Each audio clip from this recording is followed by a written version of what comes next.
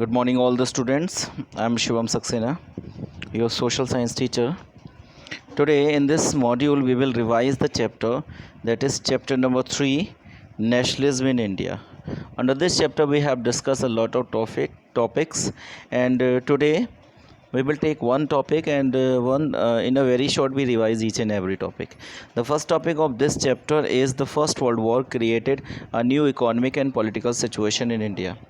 देखिए we'll discuss about the two things over there. The first things, what is the effect of the First World War in Indian economy and what effect made by the First World War in the polity of India too, and how the First World War is important for creating the feeling of nationalism among the mind of the people. ठीक है, तो ये basic points we will discuss in this chapter. So let's have a look over.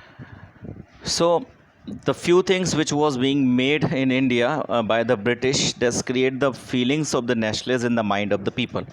The first thing, India was not actively taken the part in first world war. India जो था first world war में directly part नहीं किया था India ने.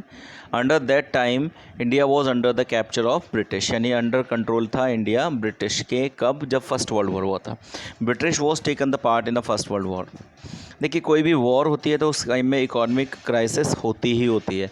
जितने भी resources होते हैं वो बहुत तेज़ी से ड्रेन होते हैं और इकोनॉमिक और ह्यूमन रिसोर्स की प्रॉब्लम कंट्री में क्रिएट होना जेन्युइन होता है, कॉमन होता है. ठीक है, तो द सेम थिंग है was happen with the British. Due to the world war the economic crisis was being faced by the British. यानी वर्ल्ड वॉर के सिचुएशन में ब्रिटिश क्या कर रहे थे? इकोनॉमिक क्राइसिस को फेस कर रहे थे और बहुत तेज़ी से जो उनका वो था रिसोर्स था वो ड्रेन होना स्टार्ट हो गया. जब ड्रेन होना स्टार्ट हो गया तो ऑलमोस्ट ब्रिटेन में इकोनॉमिक प्रॉब्लम आना शुरू कर दी. जब इकोनॉमिक प्रॉब्लम आना स्टार्ट हुई तो ब्रिटेन ने इंडिया की तरफ टर्न किया और जितना भी पैसा इंडिया में था उसको अट्रैक्ट करना या उसको यहाँ से ले जाकर ब्रिटिश में वॉर एक्सपेंडिचर के नाम पर यूज़ करना शुरू कर दिया. तो उसमें सबसे पहली चीज़ क्या थी कि अब इंडियंस के जो मनी है उनको कैसे टेक आउट करें, यानी जो इंडियंस लोगों के पास पैसा था उसको ब्रिटिश अपने कंट्रोल में कैसे लें.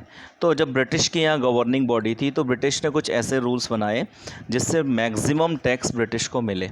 और मैक्सिमम टैक्स जब ब्रिटिश को मिलेगा तो उस टैक्स को वो ले जाके अपना वहाँ स्टोर करेंगे और वहाँ पर अपना वॉर एक्सपेंडिचर करेंगे. तो in the name of the war expenditure the British has introduced income tax in India. यानी वॉर एक्सपेंडिचर के नेम पर इनकम टैक्स इंडिया में इंट्रोड्यूस कर दिया गया.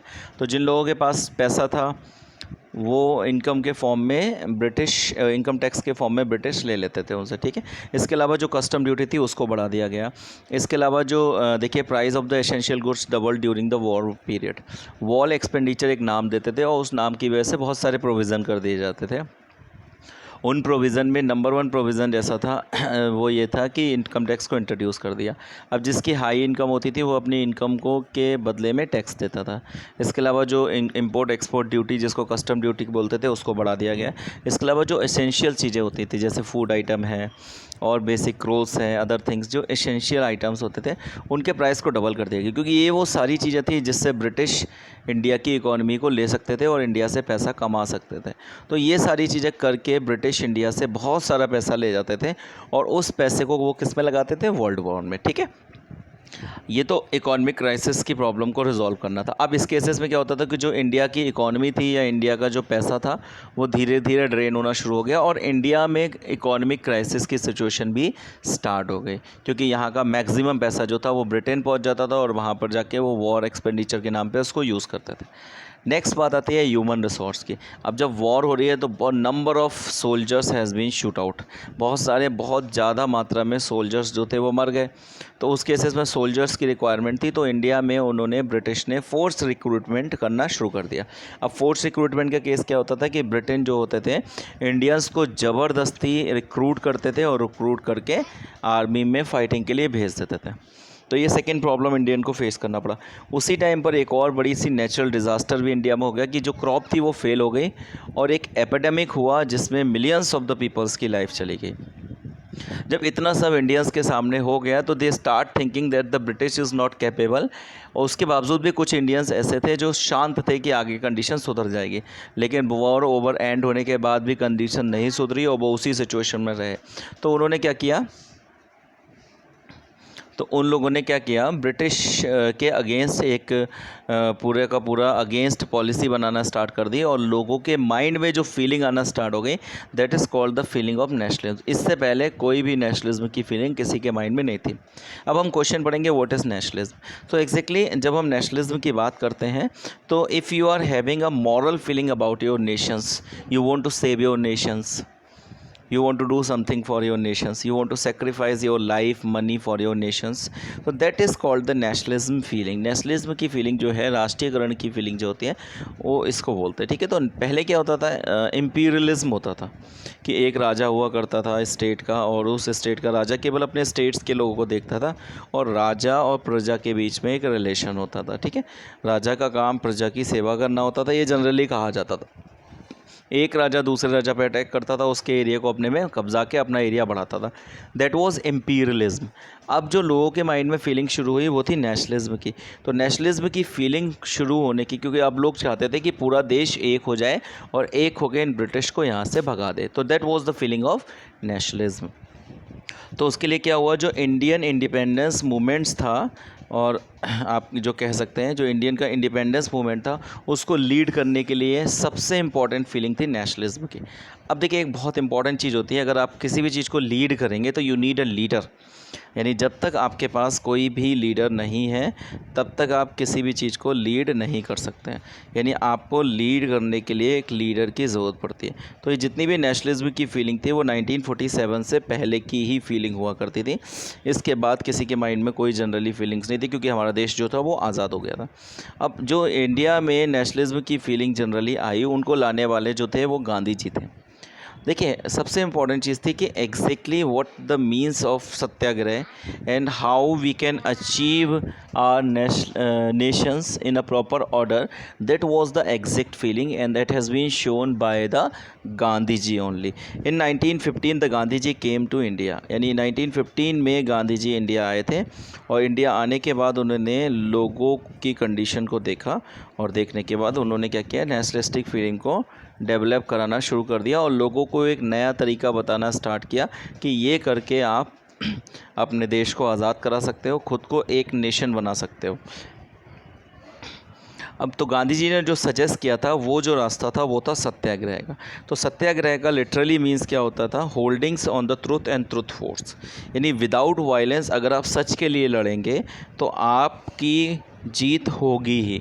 महात्मा गांधी ने सबको सत्याग्रह का रास्ता बताया था कि this is the way in which we can achieve the nationalism, ठीक है, और अचीव द इंडिपेंडेंस। तो इसमें सत्याग्रह का मेन यही था कि आप अगर इनजस्टिस के अगेंस्ट लड़ रहे हो, आप ट्रुथ के लिए लड़ रहे हो, तो अगर आप कुछ भी हो जाए लेकिन आपको जीत मिलनी ही मिलनी है, और यही एक तरीका है जिससे आप नेशनलिज्म को पा सकते हैं। तो उसके लिए बहुत सी जगह पे स्ट्राइक हुई, लोगों ने भूख हड़ताल की, पीसफुल डेमोस्ट्रेशन किए, जुलूस निकाले, ठीक है, स्ट्राइक किया, हड़ताल की गई, नॉन कॉरपोरेशन किया, गवर्नमेंट्स जो भी चीज़ें कर रही थी गवर्नमेंट की चीज़ों को कॉपरेट नहीं कर रहे थे, ये सारी चीज़ें की गई थी under the supervision of Mahatma Gandhi. ठीक है, जब गांधीयन वेपन्स ऑफ सत्याग्रह जो था, उसमें देखिए गांधी जी ने जो मेनली 3 सत्याग्रह इंडिया में कराए थे। फर्स्ट वो आपके 1916, 1917 और 1918 के थे। देखिए, सबसे पहले जो कराया था, अगर हम देखें तो यहाँ पे वो चंपारण बिहार की बात हो रही है। तो जो चंपारण बिहार में जो सत्याग्रह गांधी जी ने कराया था कि अब जब वो चंपारण पहुँचे थे और उन्होंने देखा था कि वहाँ के चंपारण में जो पीजेंट वर्कर्स हैं, जो पीजेंट का प्लांटेशंस ऑपरेशन प्लांटेशन वर्कर्स हैं, उनको ब्रिटिश जो हैं वो अननेसेसरी दबा रहे हैं। तो उनके साथ इकट्ठा होकर गांधी जी ने चंपारण बिहार डिस्ट्रिक्ट में ऑपरेसिव प्लांटेशन सिस्टम के अगेंस्ट सत्याग्रह किया था। उसके बाद सेकेंड 1917 में जो गांधी जी ने सत्याग्रह किया था, वो किया था क्रॉप फेलियर होने की वजह से और ब्लैक एपिडेमिक होने की वजह से फार्मर्स जो था वो माइजरेबल सिचुएशन में आ गए थे। तो ये जो सत्याग्रह किया गया था वो खेड़ा डिस्ट्रिक्ट गुजरात में किया गया था।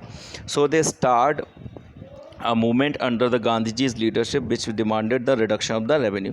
देखिए, पहला सत्याग्रह जो था वो पीजेंट्स के सपोर्ट में था, ऑपरेसिव प्लांटेशन वर्कर।